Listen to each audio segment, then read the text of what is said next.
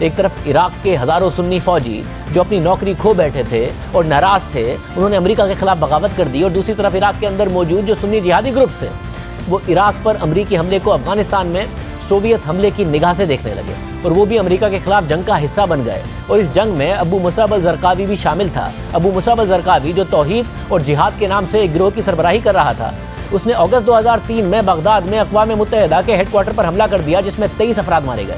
مگر معاملہ صرف بیرونی فوج اور عالمی اداروں پر حملوں تک محدود نہیں تھا۔ الزرقاوی نے اگست 2003 میں ہی اپنے سسر کو نجف میں امام علی مسجد پر خودکش حملے کے مشن پر روانہ کر دیا، اور اس خودکش حملے میں 95 لوگ مارے گئے، جس میں شیعہ مسلک کے معروف مذہبی رہنما آیت اللہ محمد باقر الحکیم بھی شامل تھے۔ اور پھر یہاں سے عراق میں شیعہ سنی فسادات نے شدت اختیار کر لی، اور پھر اس واقعے کے 3 ماہ بعد یعنی دسمبر 2004 میں امریکہ نے صدام حسین کو عراق کے علاقے تکریت میں زیر زمین ٹھکانے سے ڈھونڈ نکالا۔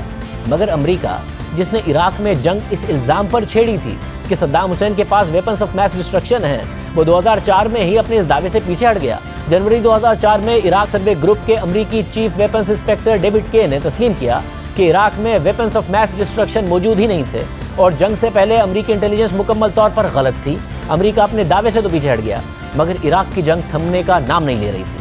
الزرقاوی نے جہاں ایک طرف عراق میں شیعہ سنی فسادات کو جنم دیا تھا اور آئے روز شیعہ زائرین پر حملے ہو رہے تھے، تو وہیں یرغمال بنائے گئے غیر ملکیوں کو بھی زرقاوی کے گروپ کی طرف سے ذبح کیا جا رہا تھا، اور اس کی ویڈیوز نشر کی جا رہی تھی۔ اور پھر 28 جون 2004 کو امریکی اتھارٹی نے عراق کی عبوری حکومت ایک شیعہ سیاستدان ایاد علاوی کے حوالے کر دی، اور وہ عراق کی عبوری حکومت کے وزیر اعظم بن گئے۔ لیکن اسی دوران الزرقاوی نے اپنی جماعت کو القاعدہ میں ضم کر دیا، اور اکتوبر 2004 میں القاعدہ عراق کو جنم دے دیا۔ اور پھر جنوری 2005 میں امریکی قبضے کے بعد پہلی دفعہ عراق میں الیکشن ہوئے، جس میں شیعہ اسلامسٹ اتحاد نے اکثریت حاصل کر لی۔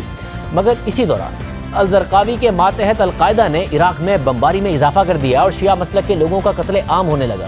2006 میں کربلا میں زائرین پر حملہ کیا گیا، جس سے شیعہ سنی فسادات عروج پر پہنچ گئے۔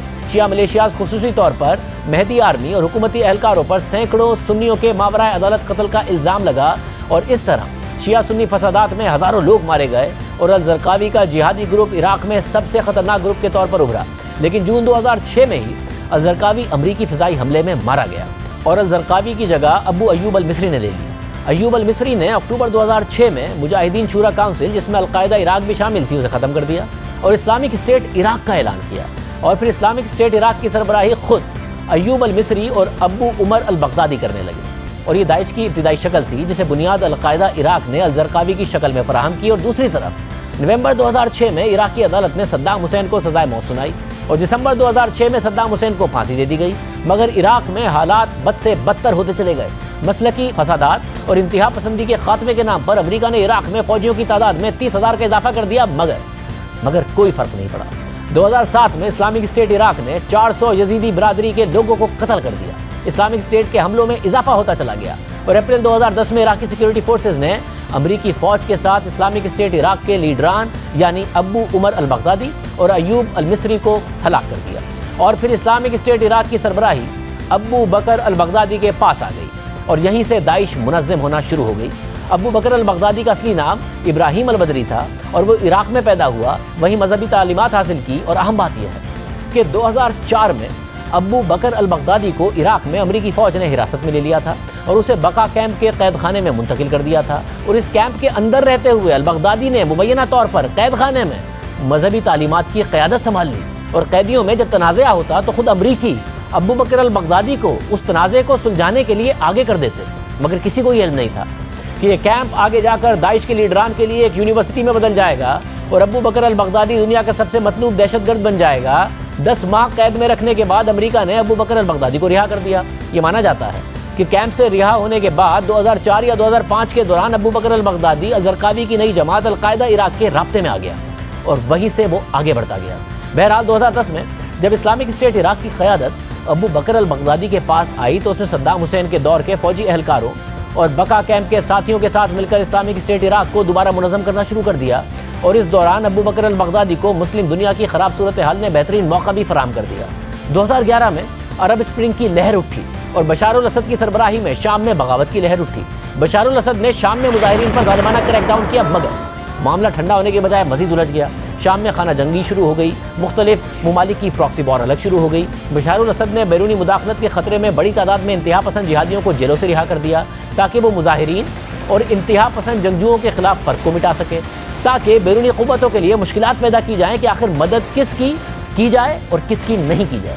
دوسری طرف 2011 میں ہی امریکہ نے عراق سے نکلنے کا اعلان کر دیا اور اسی سال اسلامک اسٹیٹ عراق کی سربراہی کرنے والے ابو بکر البغدادی نے شام میں اپنے اہلکاروں کو بھیجا، جس میں ایک شخص ابو محمد الجولانی تھا، اور جولانی نے شام میں النصرہ فرنٹ کو جنم دیا تاکہ وہ باغیوں کے ساتھ مل کر لڑ سکے۔ اور اسی دوران ابو بکر البغدادی نے عراق میں کئی جیلوں پر حملہ کیا، جس سے کئی سابق جہادی اور جنگجو رہا ہوئے اور پھر وہ بغدادی کی جماعت میں شامل ہوتے گئے۔ 2013 میں ابو بکر البغدادی نے اعلان کیا کہ وہ عراق اور شام میں النصرہ سمیت القاعدہ کی تمام اتحادی فورسز کو یکجا کر کے ایک متحدہ جماعت بنا رہا ہے، جس کا نام ہوگا اسلامک اسٹیٹ عراق اینڈ شام، یعنی داعش، جس کا مطلب ہے دولت اسلامیہ فی العراق و شام۔ یعنی 2014 میں یہ سب کچھ ہوا، لیکن 2014 میں ابو محمد الجولانی کی النصرہ فرنٹ نے داعش سے انضمام کو مسترد کیا اور القاعدہ سے وابستگی برقرار رکھی، اور اس دوران القاعدہ اور داعش ایک دوسرے کے خلاف ہو گئے، اور پھر القاعدہ اور داعش کے درمیان جنگ شروع ہو گئی۔ لیکن النصرہ کے وہ جنگجو جو بغدادی کے وفادار تھے وہ النصرہ سے جدا ہو گئے اور شام میں داعش کا کنٹرول برقرار رکھنے میں مدد فراہم کی۔ 2014 میں داعش مضبوط سے مضبوط تر ہوتی چلی گئی، شام اور عراق کے کئی علاقوں پر قبضہ کر لیا گیا۔ شام کے علاقے رقہ پر قبضہ کر کے اسے خلافت کا دارالحکومت قرار دے دیا گیا۔ عراق کے کئی شہروں پر قبضہ کرنے کے بعد ابو بکر البغدادی نے خود کو خلیفہ نامزد کر دیا اور پوری دنیا کے مسلمانوں سے بیعت کا مطالبہ کر دیا، اور اس اعلان کے 5 دن بعد ابو بکر البغدادی نے عراق کی ایک مسجد میں خطبہ دیا، جس کی ویڈیو بھی نشر ہوئی، اور یہ پہلی دفعہ تھا جب ابو بکر البغدادی کیمرے کے سامنے آیا تھا۔ اور داعش ایک ریاست کا اعلان کر کے اپنے عروج پر تھی، اور اس کے ساتھ ان کا ظلم بھی عروج پر تھا۔ کچھ عرصے میں عراق کے وہ علاقے جو کرد اقلیتوں کے کنٹرول میں تھے، وہاں داعش نے قدم بڑھانا شروع کر دیے۔ یزیدی گروہ کے ہزاروں لوگوں کا قتل عام کیا گیا، خواتین کا ریپ کیا گیا، جنہوں نے داعش کی حکمرانی نہیں مانی انہیں ذبح کیا گیا، یہاں تک کہ زندہ جلا دیا گیا۔